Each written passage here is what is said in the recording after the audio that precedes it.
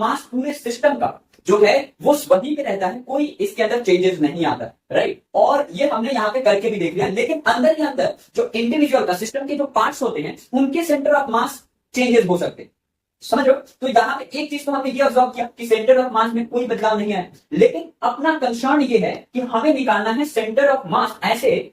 Movement से, ये body के यहाँ पे जाने की वजह से इसके अंदर जो पीछे जो ये आया है एक्स, ये एक्स की वैल्यू कितनी है ना, ये फाइंड आउट अपने को करना है। तो हम जो है ना एक कॉन्सेप्ट लगा सकते हैं कि सेंटर ऑफ मास के अंदर कोई बदलाव नहीं आ रहा इंटरनल फोर्सेस की वजह से, तो उसका जो फॉर्मूला होता है ऑब्वियसली वो आपको पता है,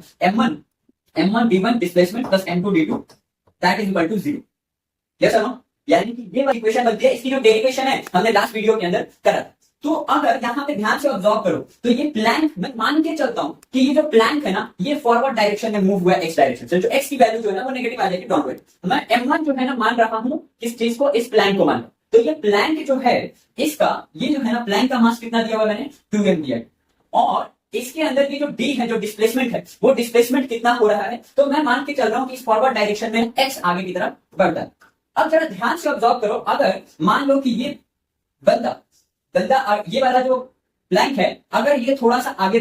बढ़ गया यहाँ पे, तो ये पर्सन कितना मूव करेगा, यहाँ से चलना स्टार्ट किया इसने और वो यहाँ तक जाएगा ना, एक्स तक जाएगा। मैं मान के चल रहा हूं कि ये वाला जो चीज है ना ये पीछे नहीं आ रहा, ये आगे की तरफ जा रहा, क्योंकि मेरा उसका कोई इशू नहीं कि मैं जब सॉल्व करूंगा ना तो वो नेगेटिव में एक्स की वैल्यू आ जाएगी, हमें पता है नेगेटिव आना। तो कैलकुलेशन में कन्वीनियंस के लिए मैं मान के चल रहा हूँ कि जो प्लैंक है ना इस बॉडी के मूवमेंट की वजह से भी ये वाला प्लैंक आगे की तरफ शिफ्ट हो रहा है। तो अगर अर्थ के रिस्पेक्ट में देखा जाएगा ना तो ये जो पर्सन है वो कितना मूव कर रहा होगा आगे की तरफ, तो ये एक एंड से दूसरे एंड पे जाता है। तो ये जो चलना यहाँ से अर्थ के रिस्पेक्ट में, वो यहाँ से चलना स्टार्ट किया था इस पॉइंट से, और ये पर्सन को जाना कहां पड़ेगा। तो अगर मान लो ये प्लैंक खुद ही आगे की तरफ यहां तक आ गई है, तो प्लैंक के अगर दूसरे एंड पे ये खड़ा है तो ऑब्वियसली ये वाला पर्सन जो है ना कहीं यहाँ पे होगा।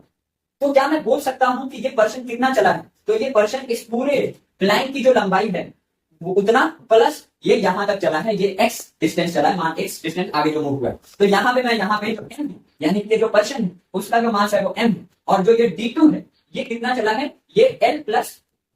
x की तरफ मूव हुआ, l प्लस x चला। तो यहां से मेरा कॉन्स्टेंट जो है ना वो x की वैल्यू को फाइंड आउट करना है, यस है ना। जो x की वैल्यू है वो इधर से आ रही है माइनस का l/3, माइनस का l/3 जो है वैल्यू जो है ना माइनस l/3 आएगा। यानी कि ये नेगेटिव क्यों आ रहा है, ये नेगेटिव क्यों आ रहा है, ये नेगेटिव इस वजह से आ रहा है कि जो हमने माना है ना कि आगे की तरफ मूव हुआ है, लेकिन हमने विजुअलाइज किया था कि पीछे जाएगा। तो ये नेगेटिव साइन ये बता रहा है कि ये जो प्लैंक है ना ये पीछे के डायरेक्शन में गया, और यहां से आप और l जो है ना वो इस पूरे प्लैंक की लंबाई। तो